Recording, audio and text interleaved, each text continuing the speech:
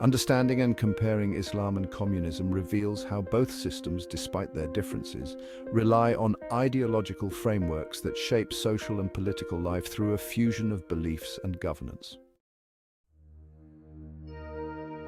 Islam, as founded by Muhammad, was more than a spiritual doctrine. It also served as a societal and political framework.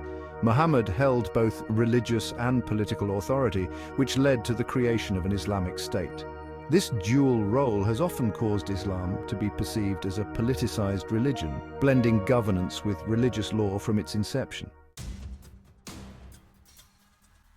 Some modern interpretations of Islam are susceptible to radicalization when political ambitions are justified through religious ideology. Although not all Islamic teachings support extremism, the political dimensions of early Islamic governance make it easier for some factions to exploit Islam for ideological purposes. Communism, while explicitly secular, also seeks to reshape society through an ideological framework. It focuses on materialism, class struggle, and resource redistribution rather than spiritual beliefs. Yet, the emergence of authoritarian figures like Stalin and Mao, along with the human tendency toward herd mentality, has transformed communism into a quasi-religious political phenomenon, where ideology demands unwavering loyalty. Both Islam and communism risk radicalization when the pursuit of political power overshadows their ethical or communal goals.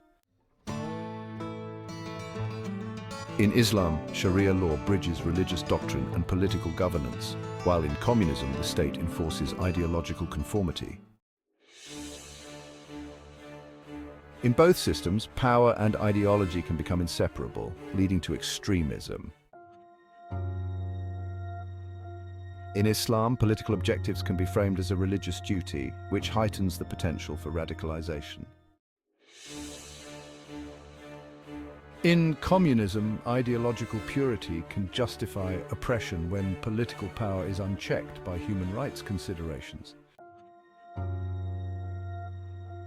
The convergence of religion and politics in Islam makes it difficult for the faith to shed its politicized label, particularly when extremists manipulate its history for modern ideological purposes.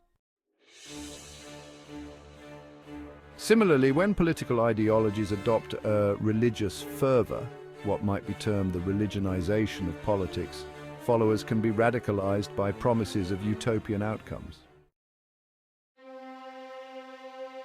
This triggers emotional identification with the ideology, and opposition becomes seen as a threat to one's existence. Whether through the politicization of religion or the religious-like zeal of political ideologies, both can fuel radicalism. Followers, confronted with survival pressures, societal expectations, and shifting identities, may cling to ideologies that promise certainty or protection. The fusion of religious faith and political ideology intensifies emotions, as followers see opposition as existential, leading to heightened, sometimes violent reactions. In democratic societies, separating church and state becomes essential to preventing such radicalization.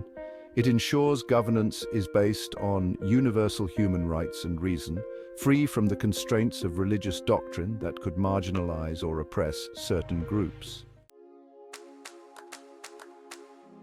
In the 21st century, this separation serves as a foundation for rational and humane governance, safeguarding diverse beliefs while promoting gender equality and challenging practices such as the hijab or burqa that may be enforced under patriarchal interpretations of religious law.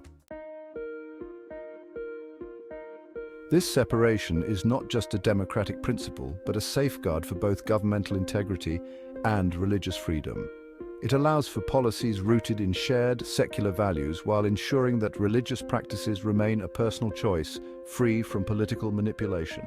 By maintaining this boundary, societies protect against religious institutions wielding undue political power and prevent governments from exploiting religion for political gain.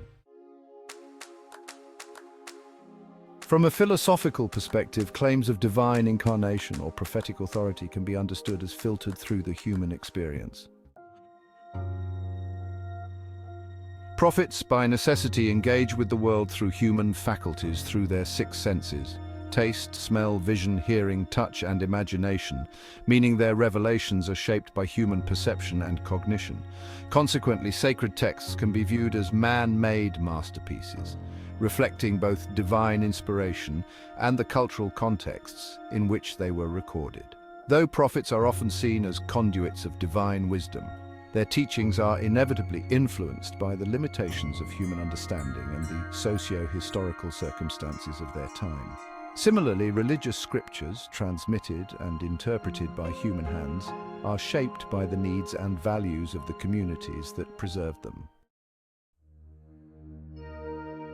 Recognizing this does not diminish their spiritual significance, but rather highlights the role of human agency in shaping religious traditions.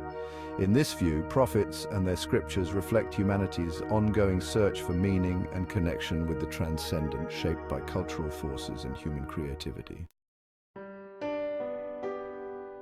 Acknowledging that religious claims are processed through human faculties allows us to appreciate both their spiritual depth and their human origins.